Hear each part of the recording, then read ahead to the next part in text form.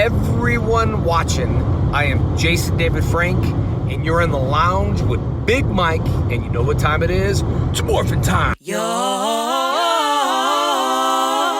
in the lounge with Big Mike, yeah. You're in the lounge with Big Mike. 全て捨てずにこれほどまでの力を得るとはな。よくぞトップを倒した。褒めてやる。いいものを見せてやろう。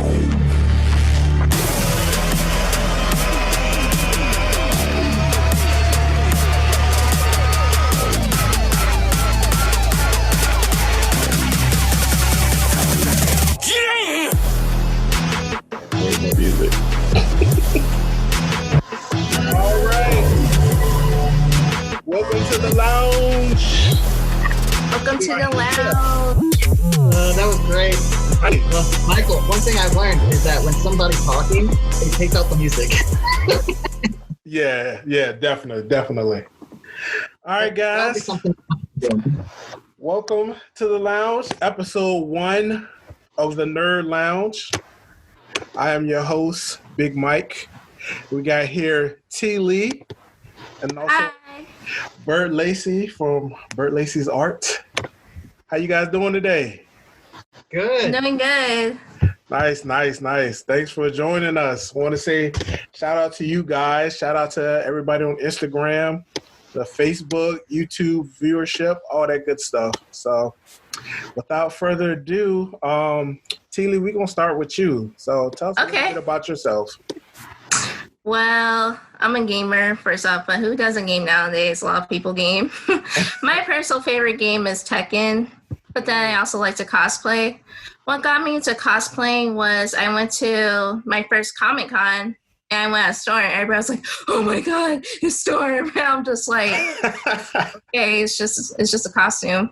But they're like, cosplay more, and then that's what got me into cosplay. But on my free time, I like to computer program. I actually built my first app, and I'm still working on it. I'm still learning.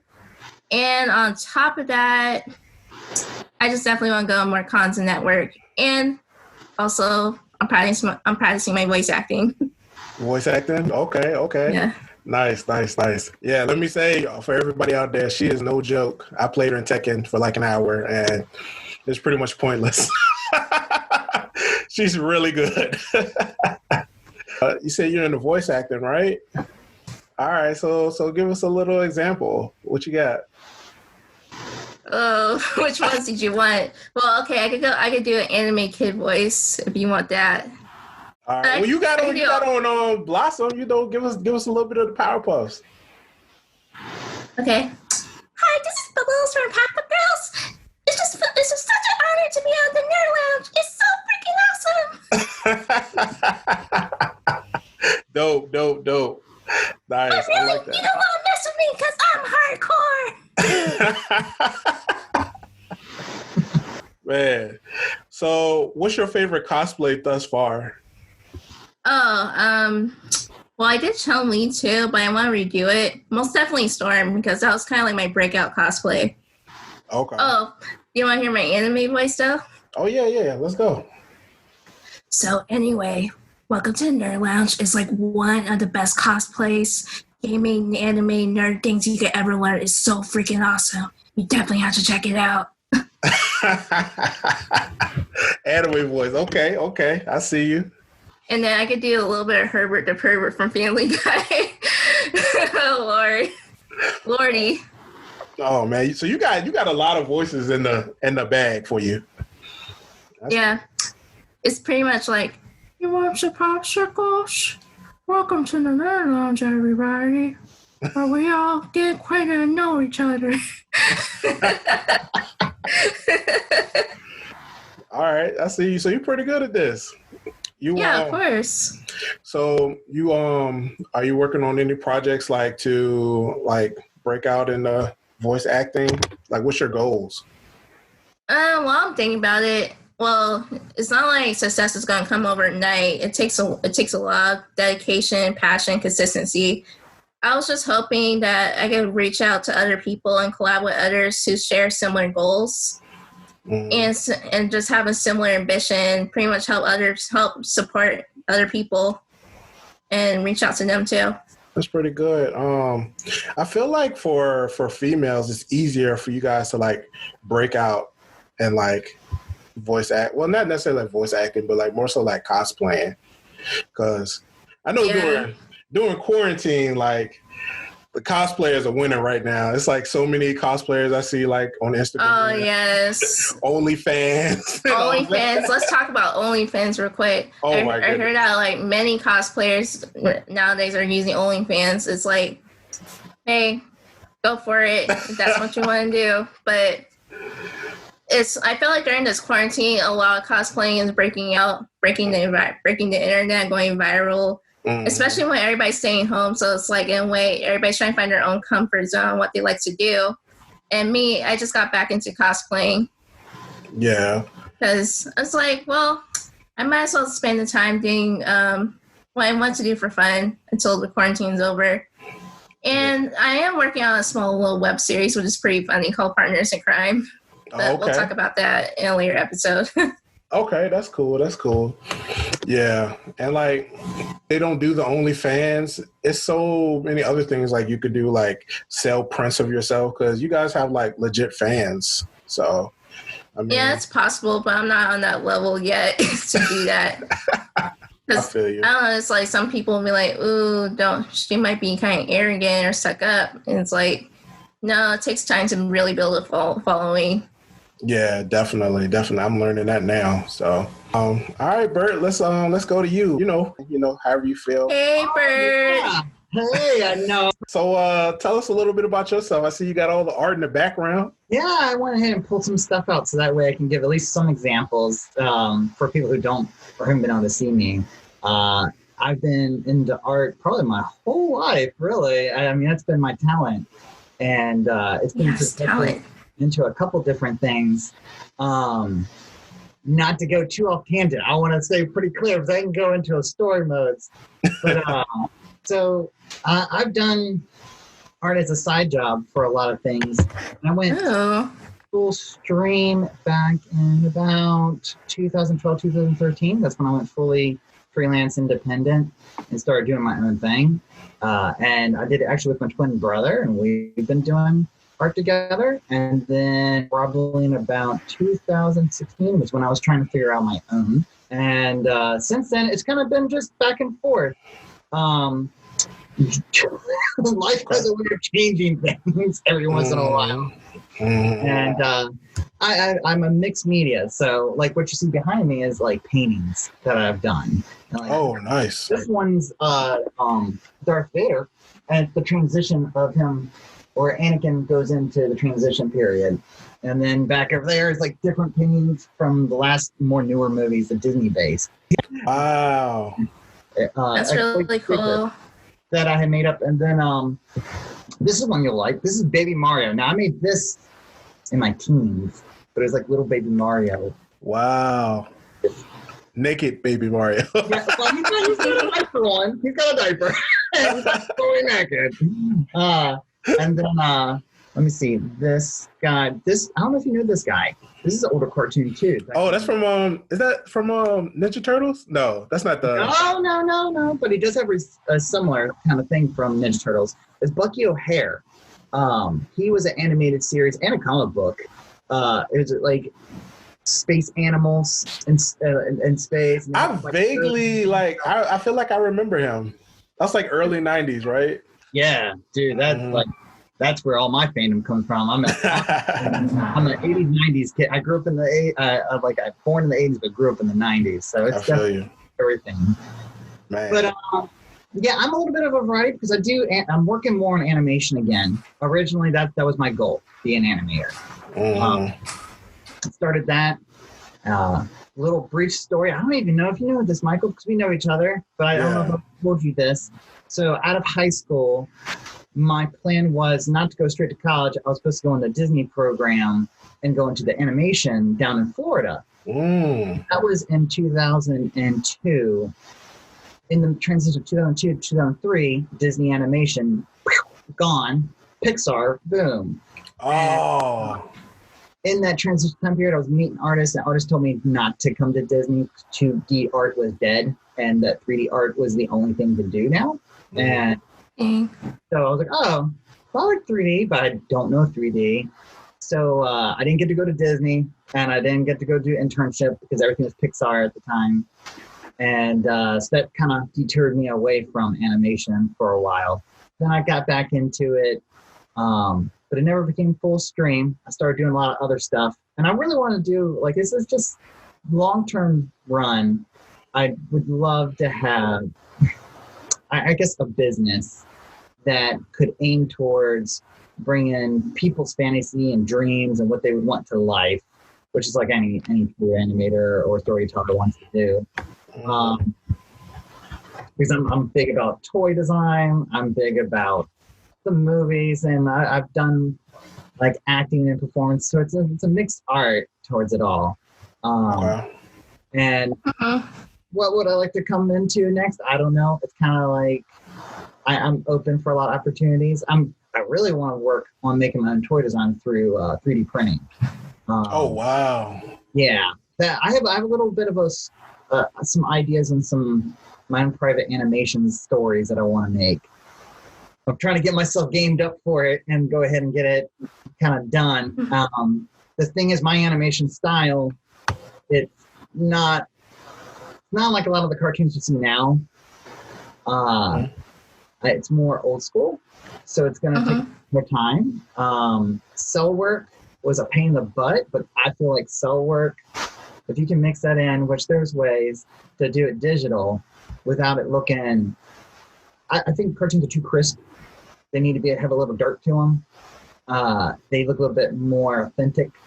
And there's some ways of doing it, but it's time consuming in Photoshop to do it over and over and over and over again. But it's a good way to do it.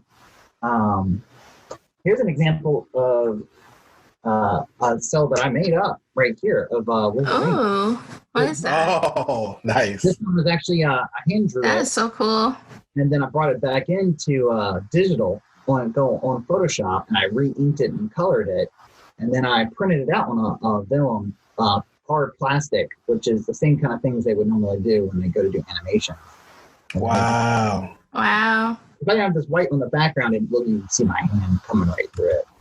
But you do several layers of this, and that's what gives that Disney a lot of originals, like Beauty and the Beast intro. That's a good example. How much layers there are. Beauty and the Beast. Man. So what? Oh, go ahead. No. I like I said, I can go on all kinds of tangents and kind of stuff going on. So what programs are you using? Like, are you using just Photoshop or? So it goes through all of Adobe. I feel like Adobe works the best together. It's definitely the most expensive. But in the end, you have a couple different new 3D animation beta tests that you can do, which I've been playing with. Then I'm hoping that will make things cut time. But there's, it comes to InDesign, Illustrator.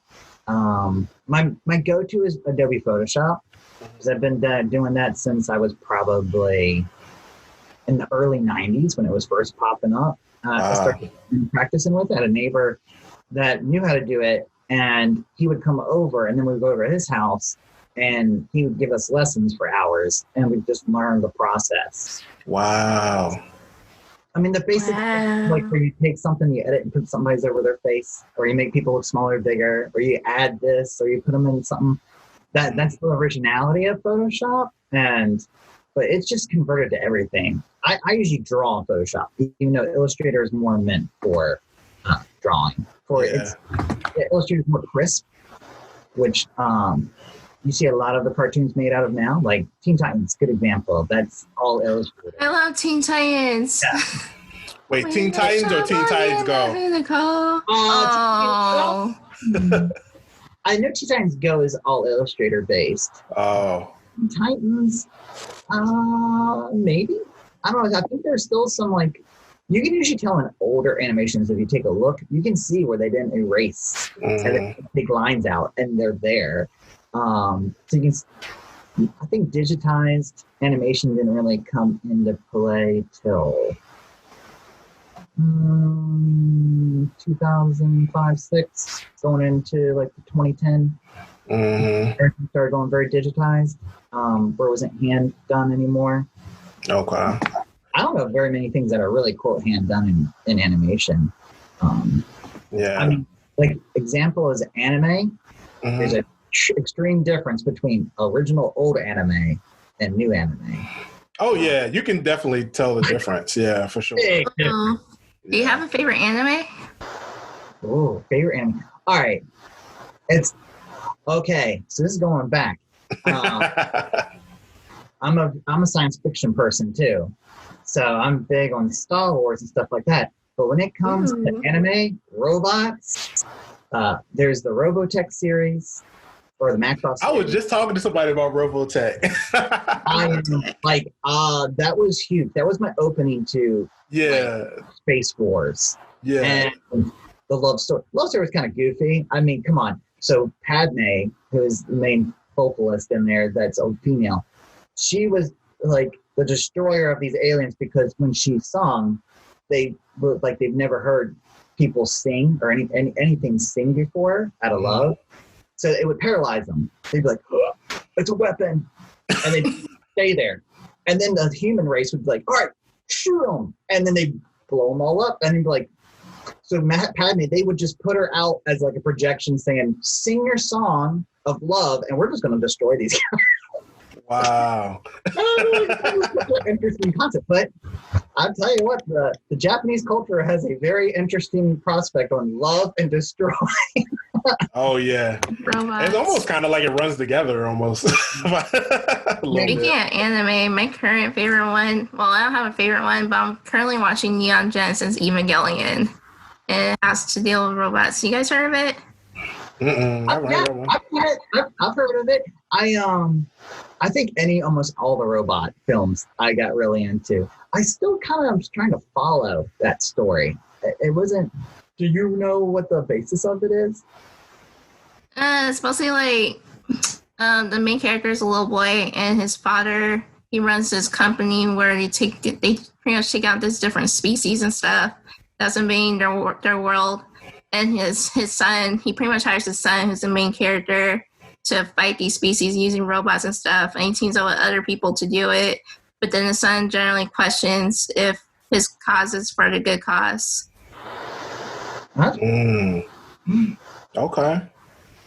Yeah. Well, Teelee, you already know about my favorite. Well, not my favorite. I know all of like. Naruto. I don't know what's your favorite. Yeah. What'd you say, Bert? I was like, I know you like a lot, but I don't know what your actual favorite. Oh, okay. Yeah, definitely Naruto is my favorite. It's actually playing in the background. Is it Naruto or Naruto? I don't know. I just Naruto. Like, I just think she'd be like, Naruto. Yeah, I think it's Naruto. That's what I say at least. Before I knew what it was, I used to think of just like Doritos or nachos when I heard the name. Dorito, the number one ninja. Yeah, I like it. Doritos, potato, tomato. True. All right, guys. So let's get into talking about this quarantine, this coronavirus. COVID. Yeah. Did you guys hear about the twins named Corona and COVID? No. Oh my gosh, there was an article about it. Really? Yeah, they're like, we're going to name them Corona and COVID. I'm like, why would you do that? Why would you traumatize those poor kids? I hope it's fake. Yeah, I hope that's fake. I don't. I'm a twin, and Really? yeah, I am a twin, and we're identical. And the worst thing I could have is somebody trying to, like, if my parents try to do the rhyming names. No, I'm glad I did not get the rhyming names. No, I did get another thing by accident, which Michael already kind of knows. I'm Bert, and so automatically everybody assumes, so is your twin Ernie? And I'd be like, no, sadly it's not. It's Lee. So but my parents didn't know that at the time. Sesame Street became big when we were kids. So then all of a sudden, everybody thinks Bert and Ernie. That's my oldest go-to joke always when somebody meets me. I know you're like, I haven't heard this before. That's really cute. You have a twin. Oh gosh. I can do Minnie Mouse too. It's fun. It's like, welcome to Disneyland, where my one and only love is Mickey Mouse. Hey, you want to bring up about where Shanghai Disney opened up? Huh? It opened up today or yesterday. Mm-hmm. Ooh. Yeah. What just opened up? Shanghai Disney. Ooh. Mm-hmm. It's kind of risky. I feel like things are opening up a little too soon, though, because it's quarantine is still rising up. Mm-hmm. And what's scary about it is you don't know who's infected. It's almost like a zombie apocalypse. Like someone has a bite, but you can't tell if they have a bite, or they get contracted by blood or something else. It's pretty scary. Yeah, super scary. I'm also kind of like a zombie geek because I study up on zombies and stuff because I actually took a zombie class in college, literally learning about zombies. What? Yeah. So they have that in college? I don't know if they still have it, but they did for about 2-3 years while I was there. Okay. Wow. The SCSU. And they actually did a course about zombies where we could write essays and talk about zombie video games, zombie movies, just generally zombie culture, how it ties to pop culture. And wrote my essay on 28 Days Later and Left 4 Dead. And I just talked about a state of decay, how pretty much in a way being like a zombie is like you're kind of like a mindless consumer in society. Like you just want to buy things, or you just want instant satisfaction without really thinking without much thought at what you want to do. Wow. Interesting. I like the class though, because it also gave me the opportunity to visit Sony Online Entertainment too. I played H1Z1 before it even released on PlayStation. Wow. Cool. So you did it was pretty cool. I just like zombies. I was just like, hey, a zombie class? Of course. I would love to take that class. Who knows? You know what we should do? One of these days we should just do a voiceover, just do another mini series but focus it on zombies, a zombie survival. That'd be so freaking cool. You can do the voice acting. Bert can do the animation. I like it. Yeah. I put it together. Oh my gosh, so much possibilities. Yeah, man. So how y'all been doing during this pandemic? Has it been for the good or for the bad? Well, I can say it's been good. Yeah. But I think for my lifestyle, it hasn't extremely changed too drastically because working from home and doing my thing is already a normal thing. And I have family that has circumstances, so right. That might make it a little bit more difficult. I have family that is in high risk, so being in contact for me is a little bit risky, and I think that's my only scare. Is a lot of people, I let other people go first. I would love to go out and do stuff. It's too much. Yeah, I agree. I think that's the hardest part. Is I think I'm not thinking about. I think about myself and how I would be if it got me. Actually, I don't know exactly what I would do. I guess I would trap myself in my room, or I don't even know if that's wise to be in the vicinity of other people. I'd have to go make a tent in the back of it. But I think that's the part of it. And me and Michael, we said this. I still think we're going to have a second wave. I don't think this is the worst part. I think we have a chance. Second wave. Yeah. Much Call of Duty zombies. You guys ever play Call of Duty? Of course.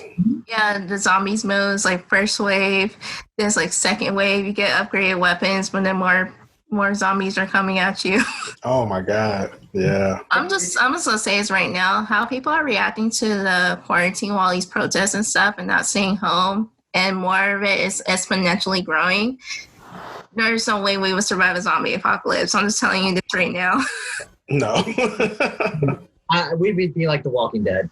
it would end pretty Yeah. fastly, and people would be making their own little communities. And yeah, it's sad that so many people, before it even got here, or I mean, I think it was here, but it wasn't overblown. Yeah. Automatically, it's like hoard toilet paper, because that's that's the cash and the gold of the future. You need to have toilet paper. Yeah, I'm like, guys, you got more toilet paper than food. Like, what are you doing? It's funny how quickly people are. You put one thing out there, and everybody kind of disperses. Yeah. I think, like, for me, and I mean, I don't want to discredit or, for everybody that's having a hard time through this. Yeah. I mean, of course, there's a lot of people that's really struggling in this time.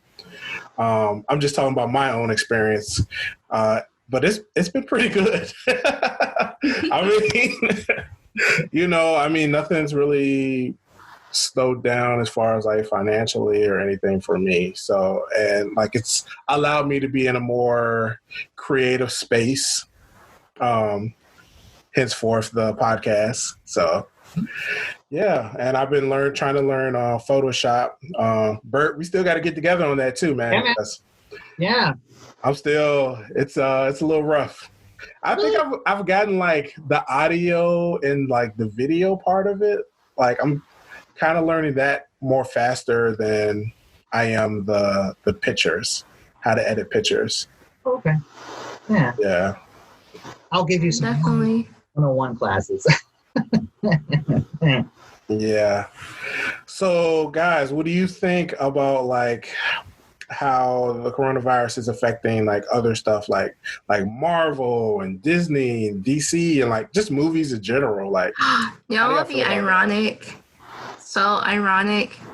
If we come back if we ever recover from this whole coronavirus craziness, I feel like Marvel might release Marvel Zombies, because there was a Marvel Zombies arc, and it would just have hidden messages, pretty much reacting or relating to coronavirus. I could see a lot of TV and film and entertainment basing a lot of their storytelling and designs on coronavirus.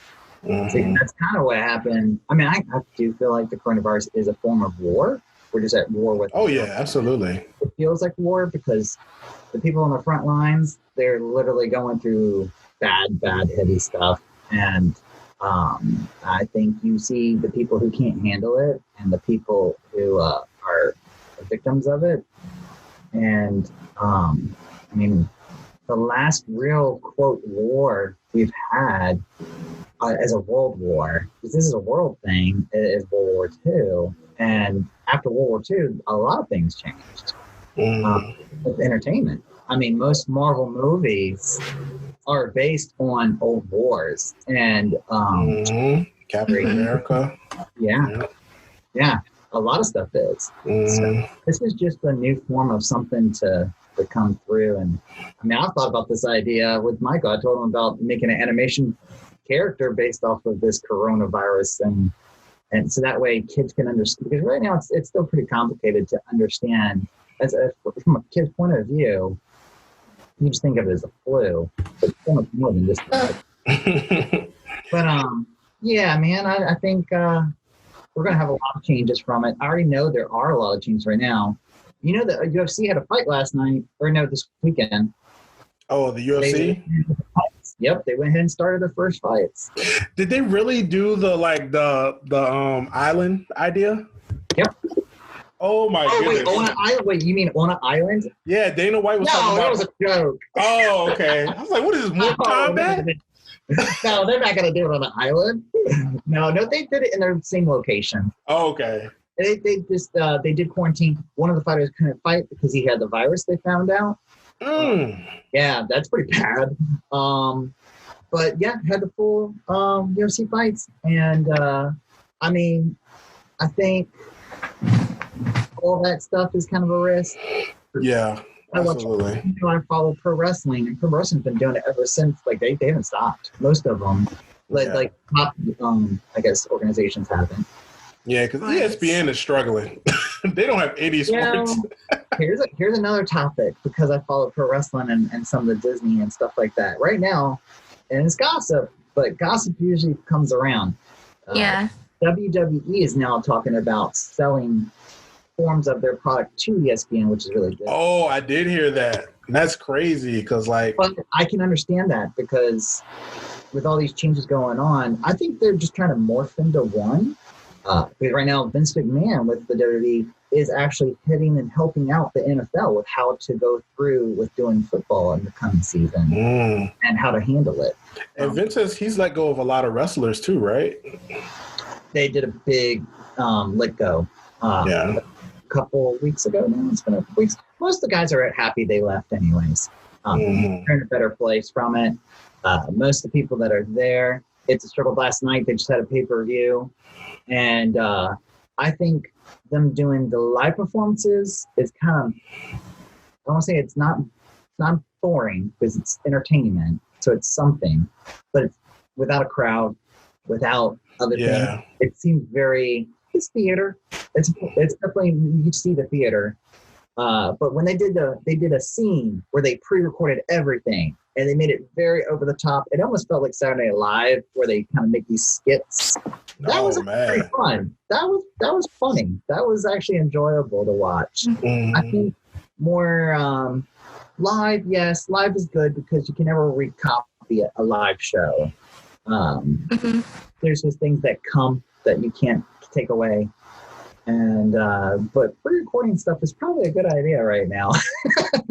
It can get stale or really old if it's just kind of a lot of dead air. I don't know about you guys, but it seemed like Netflix was kind of prepared for this, because... How so? All right, so before all this hit, I thought it was over for Netflix. I was like, man, Disney Plus is about to take over. Hulu is killing it. Like, Netflix, they don't really have anything like great going for them. But as soon as this pandemic hit, like, it's like, okay, well, there's not really any new shows like recording right now. So that's it for Hulu, because that's mainly what Hulu is just like live TV. And then Disney Plus, all the stuff I look forward to had ceased. Like, I really wanted to see WandaVision and all the Marvel shows. So, like, the only thing that's really making me keep my Disney's prescription or subscription is Star Wars, the Clone Wars, which has been amazing. We'll get to that. We'll get to that. Yeah. But man, Netflix, like, with all these like documentaries and Tiger King and all that, I'm like, they're winning. Yeah. They are winning. Yeah, but actually Disney is very lucky that they put out Disney Plus when they did. Oh yeah. Otherwise, I mean, I have stock with Disney, and that was like the worst out of all my stock. Oh my! I lost the most money with Disney, because after one park closed and another park closed and another park closed, it's in a bad way, and it's not taking time, but Disney Plus is the only thing keeping it afloat for Disney, because they can't do any. Oh, and you know about the whole drama with Universal and movie theaters? No. There was a tweet put out by the head of Universal that they were so excited that how the Trolls movie made so much money because it went digital instead of going in, because they couldn't do theaters and it was supposed to come out. Yeah, that's right. And they actually did better sales than they would do in the movie theater. The agreement with movie theaters is there's a 60-day limit on they have to be in the movies before they go digital. Mm-hmm. So that way it gives the theaters time to make their money and to get people in. Well, there was a tweet that finalized saying that, when we start opening stuff up again, are we still going to get digital when it comes out fresh, or is it going to be, just in theaters? I think the man from Universal misspoke and put his foot in his mouth saying, yeah, we're totally going to do it. We're going to do it both. We're going to do digital and we're going to do it in the movie theater. The head of AMC was irate and said that no, this is not going to happen. We have we have an agreement. This, so you can't do that. If you're breaking that, we will no longer have Universal movies in any of our theaters. Wow. And he was the first person to say it. Then the next day, Regal and every other theater agreed, and they all banned Universal movies from movie theaters. So you were looking forward to like your Fast and Furious film. Nope. If you were looking forward to any Universal film that you come out with, don't look forward to it being in the movie theater. I mean, they might come up with an agreement by the end of the year. Yeah, they got to reconcile that. It's just like the Spider-Man thing, you know, like they was like, oh, it's taken away. No, they're bringing it back. So yeah, but I hope they do at least. Yeah, I expect more of this kind of stuff to happen though, because it's do or die for a lot of these companies. And you know what I want, low-key personally? What's up? I just want Mortal Kombat to come out with a brand new character and just name her Corona. So, versus Scorpion, round 1, fights. You could just like stand there and go. Exactly. Flawless victory. Fatality. Fatality.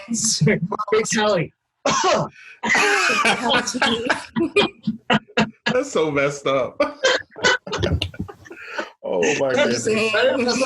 Watch it happen. She's right. Watch that stuff happen. Watch it happen. It's highly possible because the characters they've been coming out with lately. I mean, I know they brought RoboCop. I'm like, why? RoboCop.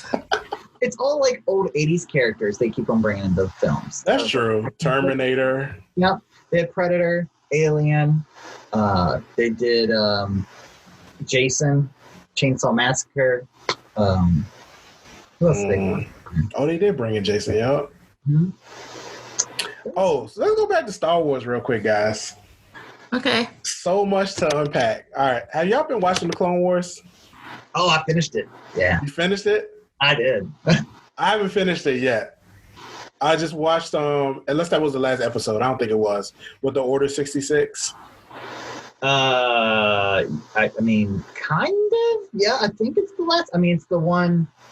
I mean, the last episode is pretty much almost Order 66 with Ahsoka, and when Rex turned on her. Yeah. Yep. I think that's the last one. Yeah, but it's really been good. I don't know how they can continue it, but they should continue it because it's been really good. I'd like to see it go forward more. I think that's the two key characters in that's really made it is Ahsoka and Darth Maul. Oh man, I love that. Darth Maul. Darth Maul is amazing. That was so cool. And you know, it's funny because after I finished it, I'm like, all right, I'm gonna go back and watch Rebels again, but highlights, because there's so many connection keys with her, with Darth Maul and Rebels, and then they attached it to the movie. So every little thing is being attached, and I believe they're going to add in the storyline of what happened at the end with Darth Maul on Clone Wars into probably Kenobi series. Oh yeah, because they're supposed to start a Kenobi series, right? Yeah, and I'm pretty sure they didn't confirm if Maul's going to be in it, but I would think so. Yeah, it'd be hard not to. And then they got Mandalorian supposed to come back out with and Ahsoka's supposed to be in that, and Boba Fett's supposed to be in that. Yep. Ooh, big new news. Boba Fett being in there. Yeah. So Boba Fett reminds me of Wobba Fett from Pokemon. A what? What? A Boba Fett. Okay, there's like this Pokemon. I used to watch Pokemon all the time. He used to be like, Wobba Fett. He was like this random Pokemon that would come out of his little Pokeball and Team Rocket. I'm sorry, I'm random. That's just what it reminded me of. I haven't watched Pokemon in so long. After the 150, I lost it. I couldn't keep up. They started with 150, had to catch them all, and after that, I don't know. I remember when it first came out. Mm-hmm. I remember when Pokemon first came out over here. It was like, it was funny because when it first came, I was like, this is kind of cool. This is neat. What is this all about? And then as the story progressed, then it was just like most things. Oh, that's stupid. Like, that's not cool anymore. And then people would be like, oh, all right, I'm not watching Pokemon. It's like Power Rangers all over again. I love Power Rangers. Then as they Go Power Rangers. Yes. Hey, what happened, Jason David Frank? He's coming on. He's coming on later on. Okay. Yeah. That sounds good. I will say, Jason, we're gonna boost him up. That's my favorite Power Ranger. Hey, the White Ranger. Hey, What? Hey, Yeah. he gave everybody those hands. Like, Yeah. Green Ranger, he made Power Rangers. Came on. I remember he beats like Kimberly. He's like, get out of here. He will trainee. And then I remember there's one scene where it's like a Red Ranger's like, you're taking up. Well, come on. And then he takes his dagger and throws it out. And he's just like, ah. I loved it. It was cool. I mean, he can't help it. He has Godzilla, even though they didn't make it Godzilla. But it's Oh like, my goodness, yeah. It's like, I'm going to make a whistle, and here comes Godzilla in the background. And you can't forget those horns, man, or the flute. The doo, doo, doo, doo. It's the battle call, man. It's like, oh, he's all of a sudden he's an elf. It's like, we got whistle. Oh man, this is cool. He's got some neat stuff going on. Yeah, Jason really, and he's the one that seemed to propel it the whole series because he was in so many of the. I mean, well, in the Power Rangers series, he's the most successful and he's the most known Power Ranger. I know recently he was in Power Rangers Ninja still. I never watched it, but I saw some clips of it. And he's doing very well. I don't know if you guys knew this, but for a random fun fact, especially for Power Rangers fans, but he actually auditioned for Power Rangers 3 times in a row, but he got on his 3rd time. Mm-hmm. You got what? He auditioned for Power Rangers for 3 times in a row, and he got on his 3rd time. Wow. Yeah. Yeah. Yeah, his life story, it's funny. When I was younger, I was into him. Then, you got a huge gap if you don't see somebody. And then I started rewatching him, not because of Power Rangers, but because he started doing the Comic-Con scene. And I was like, oh, yeah. I know him. And then he started doing his own web series with is it Dark Suns? Or is it? It was a video animated group that did with cosplay. They went around and did animations or fights, like it's kind of like legend fights. Like, this person's gonna fight this person, and this person's gonna fight this person. And Jason got involved with them, and he would play characters as the Green Ranger. And it's like Green Ranger versus Batman, or Green Ranger versus I think Scorpion. I think he fought Scorpion, and somebody played Scorpion, and they had like a battle.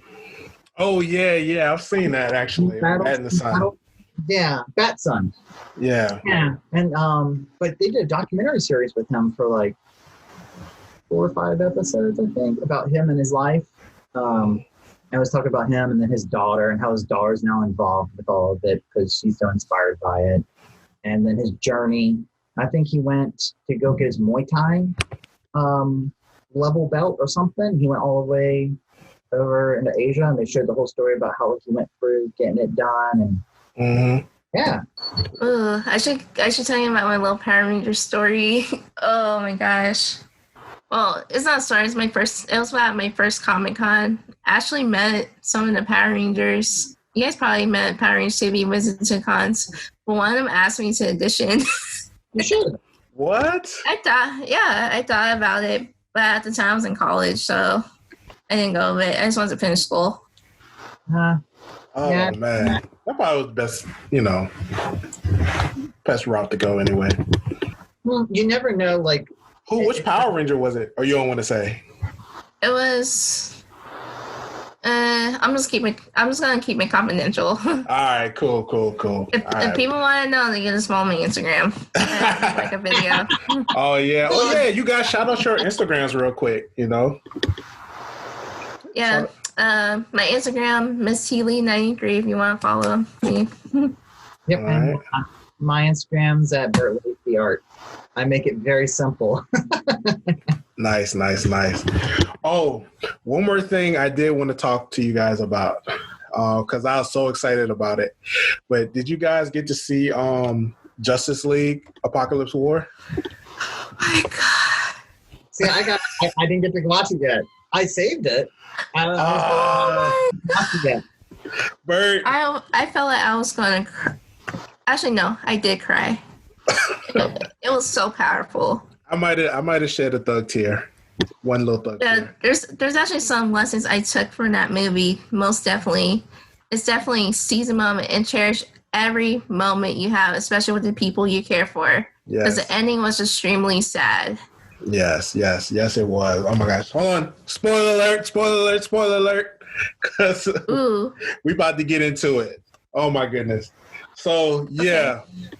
It's pretty much like DC's Endgame. Like, they did not win. Which was so sad. I mean, they won, but it's like, did you really? Because you pretty much sacrificed the whole team and everybody on Earth, pretty much. Did anybody survive? Like a good, 5 people? Maybe?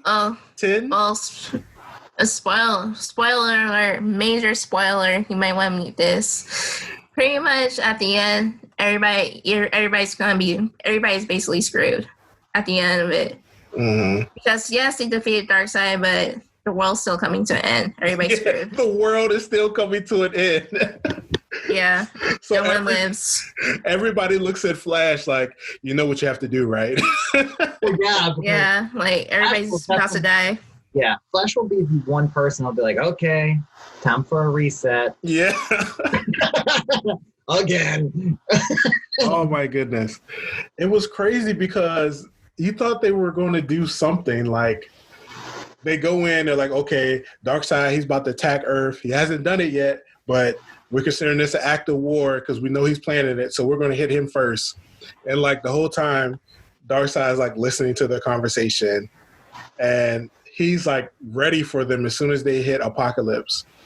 So this is the first time like I've seen the Justice League have no chance. Like no chance.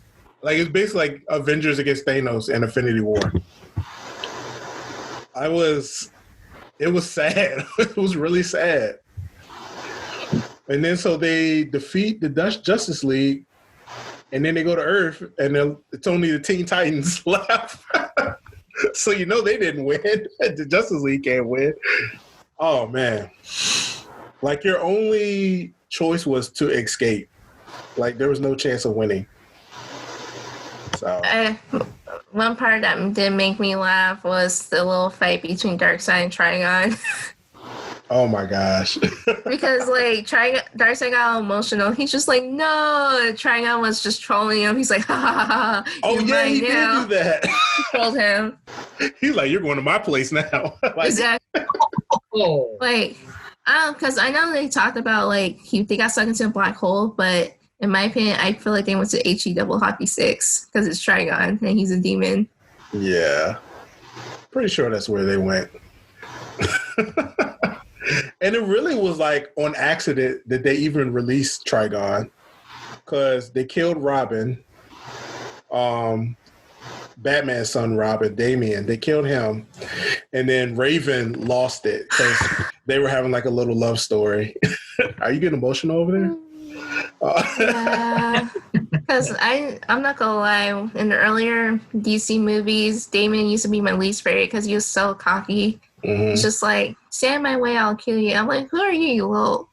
I'm not gonna cuss. I'm keeping myself G-rated for cussing. But anyway, trying to get sponsors. Like, let's keep it clean. Right. But in the movie, he really showed growth and real development. He matured a lot, especially when it came to Raven. I loved that. I got extremely emotional when that happened to him. Mm-hmm. And especially when he talked about Nightwing, because that was, you remember that cutscene when it showed Nightwing? That was disturbing. I know. Oh man, he said that was crazy. His brother because they went through a lot together. So Bert, you should definitely watch the movie. It's I so know I good. have to because I'm so out of the clip right now. I'm like, oh man, I didn't watch this at all. I need to get into this. How long is it? It's only an About hour like 30. hour 30 minutes. Yep. Yeah. So, and then like when Robin was like, justice, not vengeance, which is something he taught him in like the earlier movies when he first brought him to be Robin. That's the first thing he taught him. I was like, dang, that's deep. So it's a great movie though. You'll enjoy It it. is. You'll love it. Mm-hmm. It's good. I got like a little list going of movies or shows I need to. I mean, I usually catch up on everything, but I do have stuff now. I'm like, all right, I'm gonna go take the time to watch this now, and For sure. Yeah. All right, guys. Well, we're going to go ahead and end it. I appreciate everybody for joining in. oh, thank Everybody you. on Thank Instagram, you. on Facebook, especially you guys. We're going to have Jason David Frank come in after this. I think he's ready. So we're going to tune him in. And yeah, appreciate you guys. We finally have Jason David Frank on the line. So Jason, look, I know you're on the road right now. We just had one quick question for you. What was your favorite episodes of the Power Rangers? Big Mike. It is Jason David Frank here. I'm been driving for about 15, 16 hours straight. Jenna's driving now for me so I can get to all your shout outs because I'm going to go see my dad. Look, I'm in New Mexico, so I apologize that it's a little loud. But I think the most favorite episodes for me was maybe the Green Ranger Evil series because I was new to the show. Tommy had the girlfriend, and then I was evil, and then the candle. Well, I wouldn't say candle blew out. Well, yeah, maybe. Then I became good again. So anyway, all right, guys, thank you so much for allowing me in your life. 1993, 26 or 27 years, amazing. All right, guys, see ya. Whoosh. All right. Thanks again, Jason. And we out.